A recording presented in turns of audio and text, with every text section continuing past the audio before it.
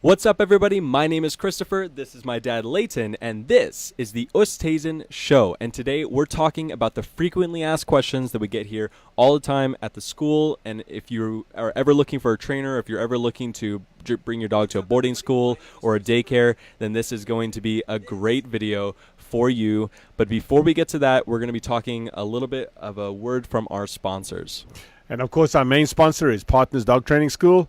Obviously, it's our school. We're very biased. We've got some great things going on right now. We've had a couple of people talk about the inconvenience of the expansion, but obviously with expansion, there's always a little bit of trouble that goes around. But the fact is that things are happening. And just today, we put our new ramp into our dock pool. We've been working on this for about a month, so lots of things happening. Partners is, we're very blessed that we can take the income and the revenue we generate at Partners and invest it back into our programs for you guys and for our dogs. The dock pool has been a huge request for literally since it went down, I think, been 2 or 3 years crazy. ago. Yeah. So, yeah, it's nice that is starting to come to fruition again, and we'll be announcing some programs associated with that pretty shortly. And then if you guys aren't able to come to Arizona, if you're not able to work with us here in person, we do have a program online on Facebook Messenger called HeyLudwig, where you can actually message it, tell it about your dog, and it uses those specific behavioral traits to create personalized curriculums to solve problems, teach tricks, and train obedience based on the things that we've implemented here at the school for the past 20 years. So definitely highly recommend that. Links are in the bio, and then also other links in the descriptions are our Spotify and Apple links. So if you don't have the time to watch this in person on the day live or on YouTube, definitely check out the podcast on Spotify and Apple or wherever you get your podcast from. Listen to us on there so that during your drive time you can learn a little bit more about dogs.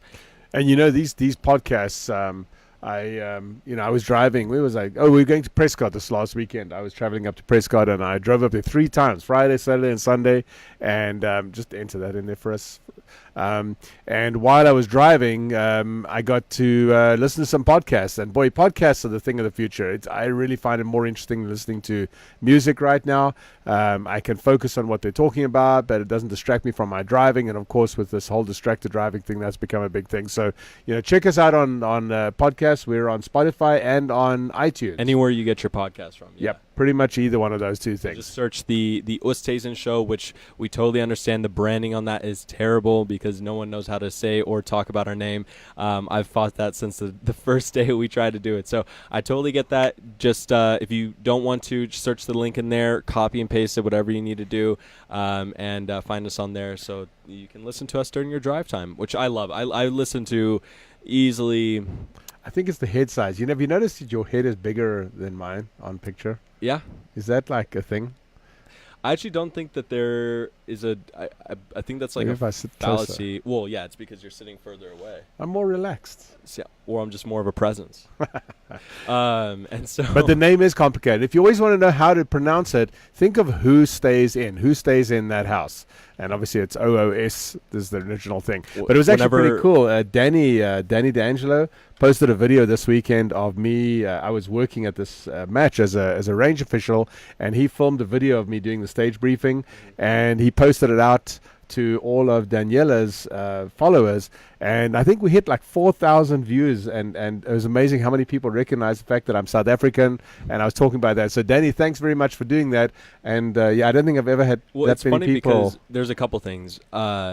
Whenever I was in school and they would do roll call in school, whenever they got to the point of like, and Christopher, I would know immediately that was me.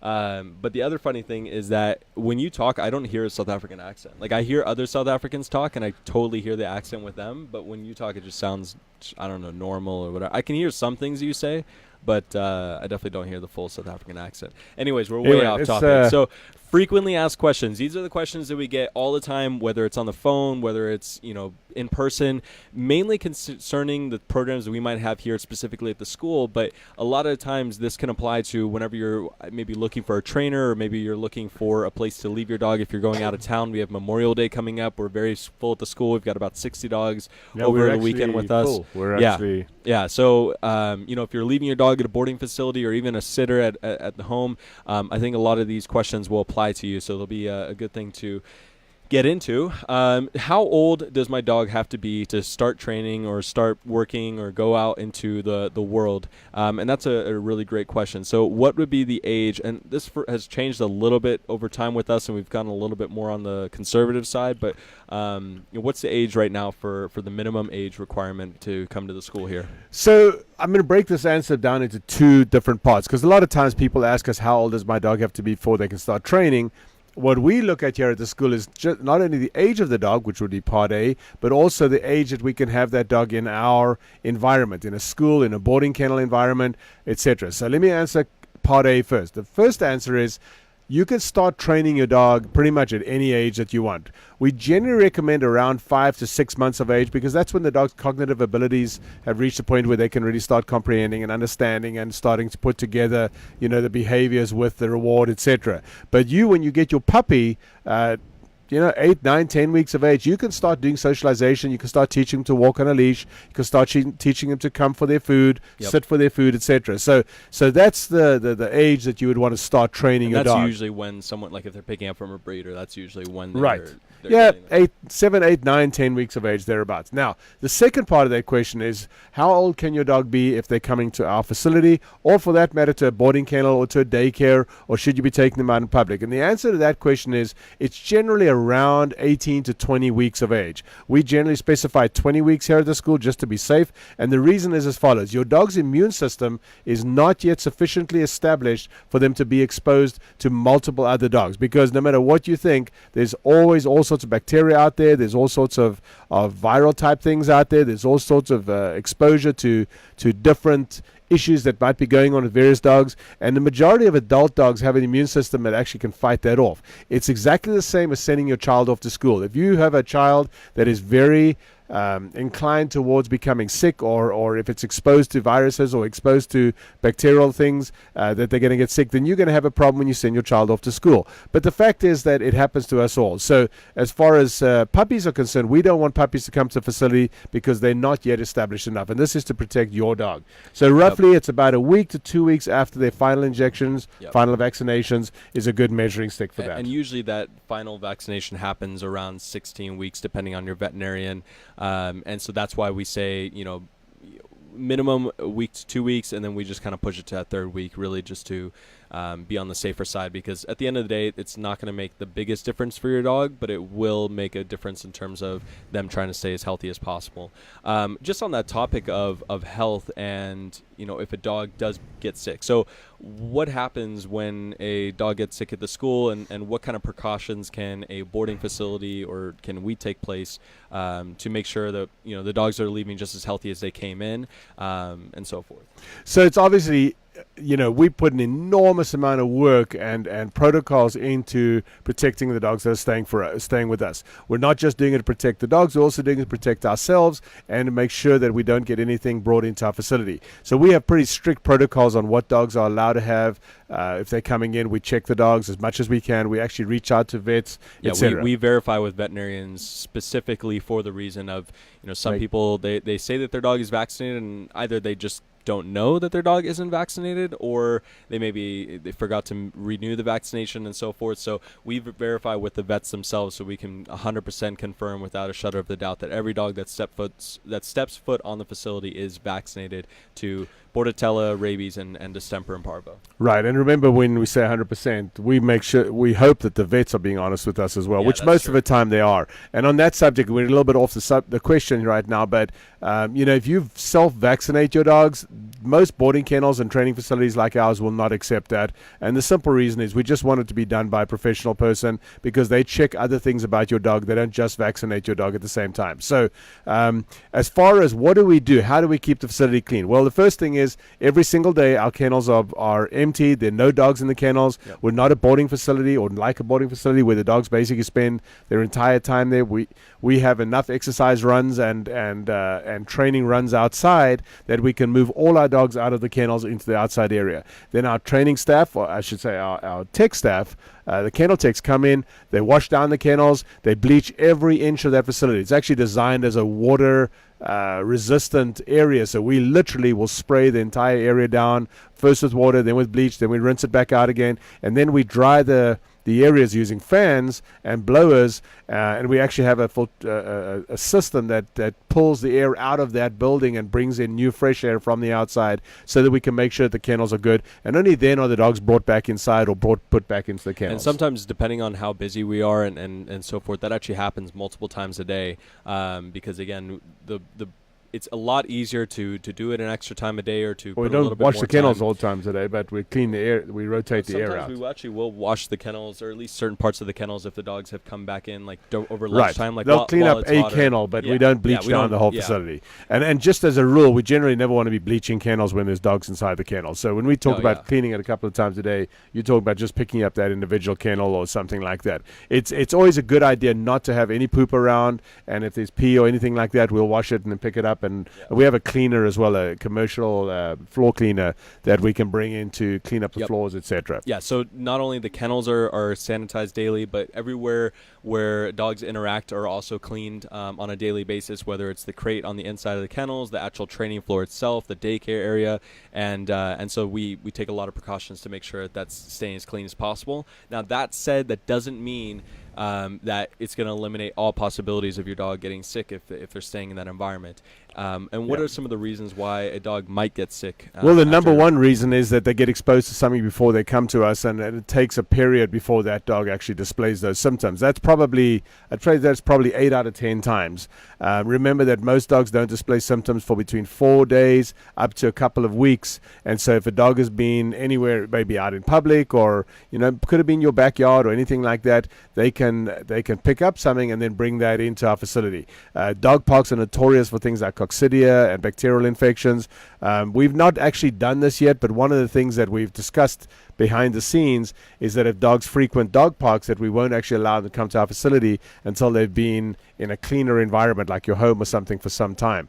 We do have a requirement that if dogs are coming out of a rescue type environment, like a shelter or animal control, where they have virtually no control over the dogs that are coming in and out there as far as bacterial infections and so on, that we want there to be at least a 30-day period before that dog actually comes to our facility. So we do monitor that, and for the most part, that protects us from anything.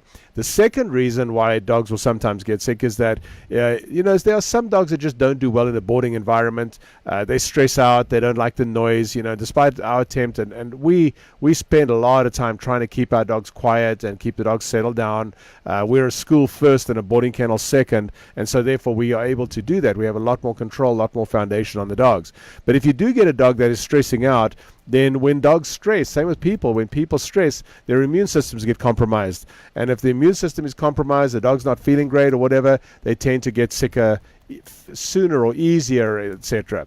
And then the last one, which is not as common, is, and we try and prevent this for the most part. So if you do vaccinate your dog, remember that after you vaccinate, you cannot bring your dog into a facility like ours for approximately a week or so.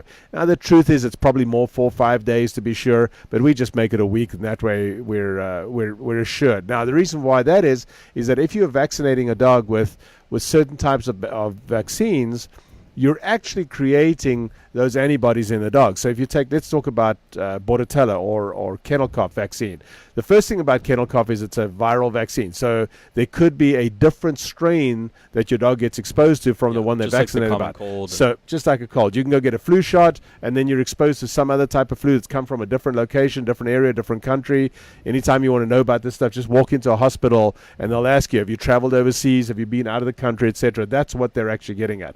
So where that becomes a problem for us is that if that dog has been vaccinated against Bordetella, that for 2 or 3 or 4 days after that, they're actually shedding those spores from I shouldn't say spores, they're not spores, but shedding those, I'm not sure what the word would be, like it's it's from the bacterial, from the vaccination that they've just got.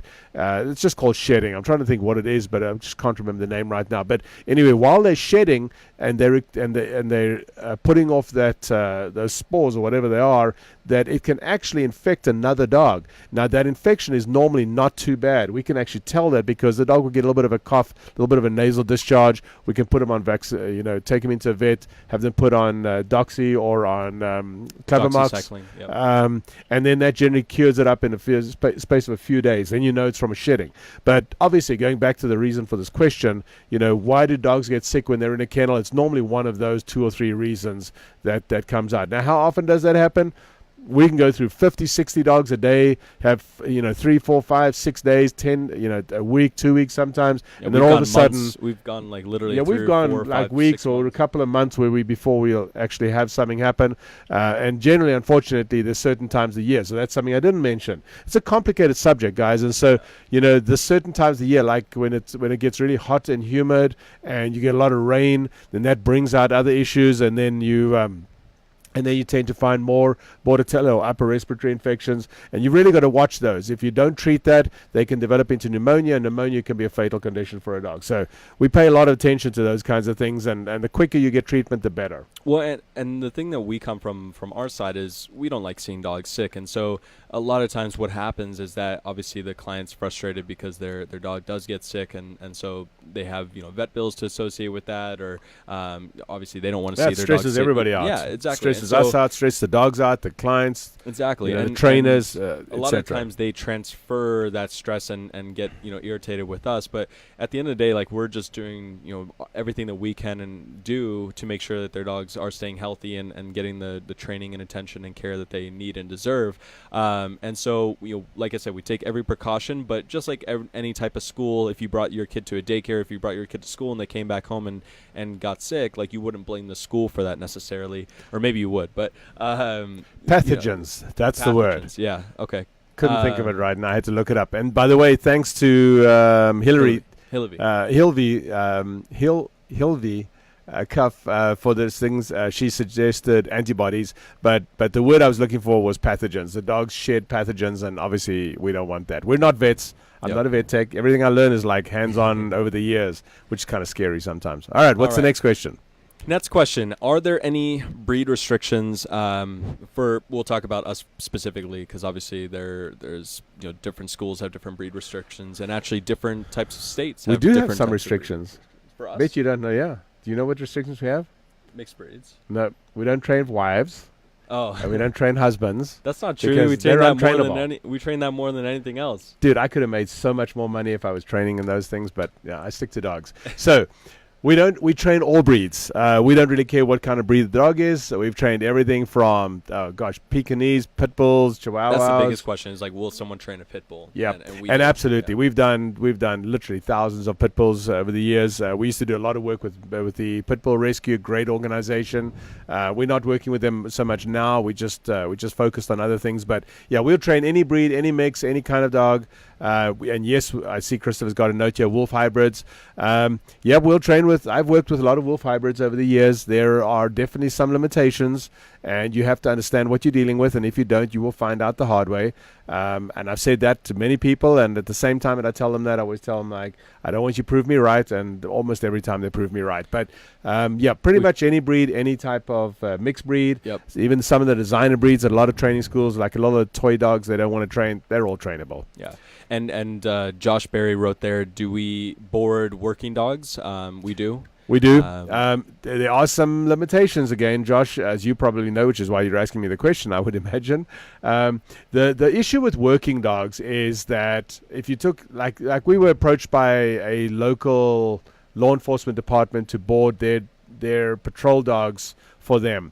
And we looked at it, but the problem is that it is a much higher complexity of a dog to look after, and our current staffing that we have now are far more trained towards the pets and towards much softer dogs. And because of that, they're just not as highly trained in the working law enforcement, patrol, military type dogs. Obviously that's my background, so that doesn't faze me, but it's better that we prefer just to stick to the simpler dogs and the pet dogs and so forth and so on. So I'm not sure if when you said working dogs, Josh, whether you meant the law enforcement military style, or whether you meant working dogs from dogs that are handicap assistance dogs or that type of thing. But okay, another big question that we get all the time is, and this is mainly concerned with boarding, and we get every type of variation you can imagine too on this. So I don't want to leave my pup for that long because they'll feel abandoned.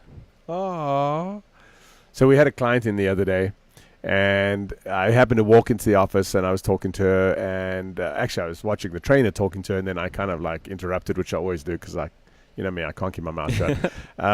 And she was like, you know, That's dog. the truest thing you've said and she was literally crying. And I was like, why are you crying? You know, like, you should be happy. Your dog's going to go through school, and he's going to become a better dog, and you're going to become a better handler. Well, she was crying about her dog and leaving her dog. And just before she left, she said to me, she says, are you promise you're going to give my dog a hug and a kiss every day? And I'm like, sure. Of course I will. I actually have, but that's just to make sure that I did follow through on what I said. But the truth is, and this is going to break a lot of hearts out there, your dog doesn't feel abandoned.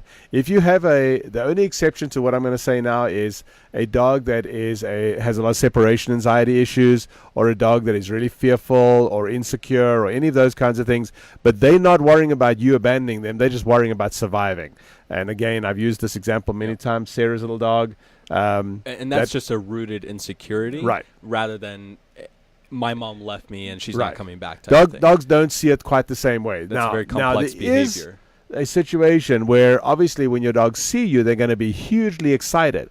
Yep. And so that doesn't mean to say they felt abandoned when you left. They're just excited because they feel and they live for that particular moment. The truth is, and I'm going to tell you a story. This is my favorite story whenever people bring up the abandoned thing, and happens to involve this guy next to me, right? So when he was about 4 or 3, I took him to a daycare because he was driving me crazy at home or at work. And I dropped him off, and he was throwing a fit, absolute fit. I wish I had video of that.